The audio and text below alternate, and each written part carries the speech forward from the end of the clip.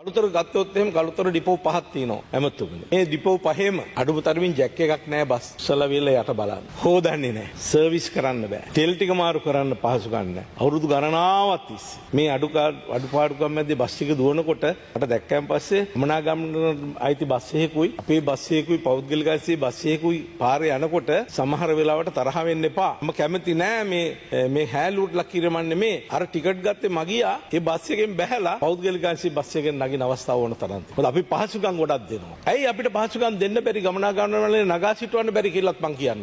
ලියා ගන්න ඕගොල්ලෝ අපේ අමාත්‍යාංශයේ කට්ටිය ඉන්නවනේ ලියා ගන්න. පළවෙනි එක. බස් වලට සේවක අතිරික්තයක් තියෙනවා. හැබැයි මම වත්මන් ආණ්ඩුවට මම කියනවා ඕගොල්ලෝ හොඳ වැඩක් කරා. මමත් දේශපාලනේ බොහොම පරණයි. මොනම පක්ෂයක් ආවම පස්සේ බලයටපත් වුණාන් පස්සේ තට්ටු මාරු ක්‍රමයට ඉස්සෙල්ලම සේවකයෝ ටික දැම්මේ CTB එක. අතිරික්තය ආවේ එහෙමයි. ඊට පස්සේ ආයි බලය මාරු වුණාන් පස්සේ ආපහු CTB. ඩිපෝ අධිකාරිවරයෙක් වෙන්නේ කවුද? කොන්දොස්තර කෙනෙක්. එහෙම නැත්නම් රියදුරු මහත්තයෙක්. එතකොට කොහොමද පරිපාලනය කරගෙන යන්නේ? මට මේකෙන් දැවැන්ත ප්‍රහාරයක් එල්ලන්න පුළුවන්. නමුත් මේක තමයි ඇත්ත. ඒ නිසා මේක කරන්න නොදී මේ වෙනකොට මං ගණන් හදලා බැලුවාම මේ වෙනකොට ඉන්නේ 7 දෙනෙක් 8 දෙනෙක් විතර තමයි බස් එකකට ඉන්නේ. පෞගිය කාලේ 12 දෙනෙක් 13 දෙනෙක් හිටියා බස් එකකට. ඒතර කොහොමද මේක පවත්වාගෙන යන්නේ? මේක දිගින් දිගටම අලාභ ලැබුවේ ඒකයි. මේ වෙන් කරලා තියෙන මුදල් ප්‍රමාණය මම දැක්කා. මේ මුදල් ප්‍රමාණය ගමනාගමන මණ්ඩලයෙන් හම්බ කරන්න හම්බෙන්නේ නැහැ. හේතුව දැන් මම ගත්තොත් එහෙම පෞද්ගලික ක්ෂේත්‍රයේ මගේ බස් රථ දුවනවා වටේ. ඒක ඕගොල්ලෝ කොහොමද දන්නේ?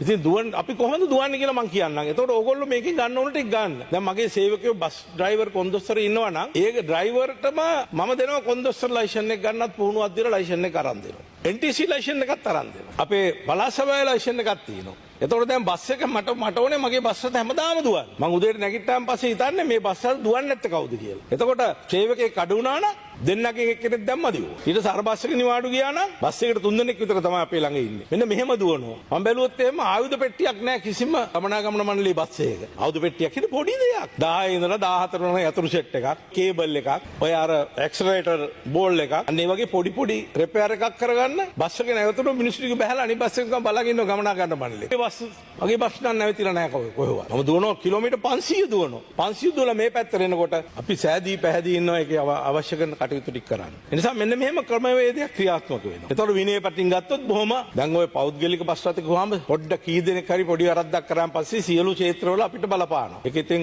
මේ රටේ හැටි. ගමනාගමන මණ්ඩලයට මට කියන්න තියෙන්නේ මම ඔබතුමාගෙන් ඉල්ලනවා. මම දැන් මෙතෙන්දී ආරාධනා කරා වගේම මම බාර ගන්නම්. මට අධීක්ෂණ මන්ත්‍රීකමක් දෙන්න මට වැටුප් නැතුව මං ගිහිල්ලා ඩිපෝ එකට ගිහිල්ලා ඒගොල්ලොත් එක්ක සුහදව කතා කරලා පාඩ් දාලා නෙමේ මම දන්න දේ ඇප්ලයි කරලා දෙන්න. දැන් බලමුකෝ ප්‍රවාහන ක්ෂේත්‍රයේ නිලධාරීන් ලියා ගන්න. ස්පෙයා පාර්ට්ස් ඕගොල්ලෝ ළඟ නැහැ.